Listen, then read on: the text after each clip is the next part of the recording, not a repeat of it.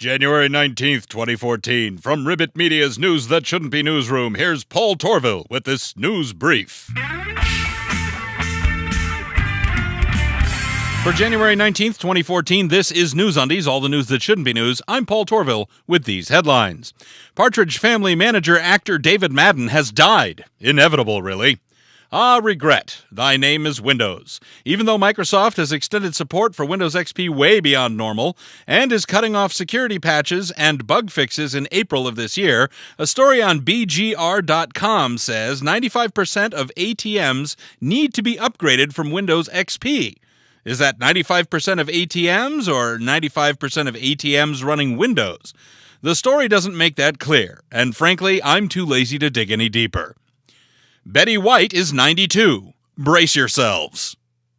A sea cruise is beginning to seem a little less appealing. Nearly 70 passengers fell ill on Royal Caribbean ship Majesty of the Seas. This following last year's fires, breakdowns, and outbreaks on Royal Caribbean and Carnival causes me to question the wisdom of stuffing 5,000 people in a metal bowl in the ocean.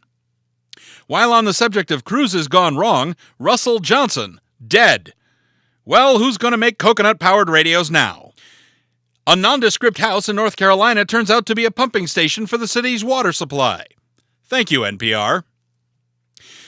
Nadia Suleiman, better known to the world as the Octomom, has been charged with felony welfare fraud. 3 counts of it. The LA County District Attorney alleges that she failed to report $30,000 of income in the first 6 months of 2013. The money apparently came from personal appearances. Really?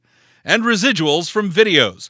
TMZ, the paragon of investigative journalism in America today, has reported that she got $17,000 in residuals for a single masturbation video.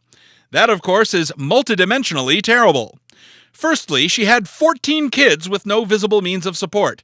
Then, after bad-mouthing porn for years, she made a porn video. Then, she underreported her income. And, perhaps most shocking of all, there's more of a market for a video of Octomom waxing her clown car than for my show. And finally, and I do mean finally, we all saw this coming, didn't we? Dissent from the other side of the Silicon Wall. Paul Thurrott, editor of Paul Thurrott's super site for Windows and Windows IT Pro magazine, reports that Microsoft employees refer to Microsoft Windows 8 as, quote, the new Vista, end quote. Thurrott also tweeted that Microsoft insiders say that the sales and market acceptance of Windows 8 has been at least as bad as Vista. Further, some say, and the numbers aren't entirely clear on this, Vista might actually have sold better than Windows 8 when it was at this point in its life cycle.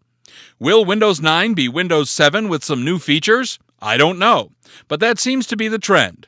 The good news is, we only have a year to wait.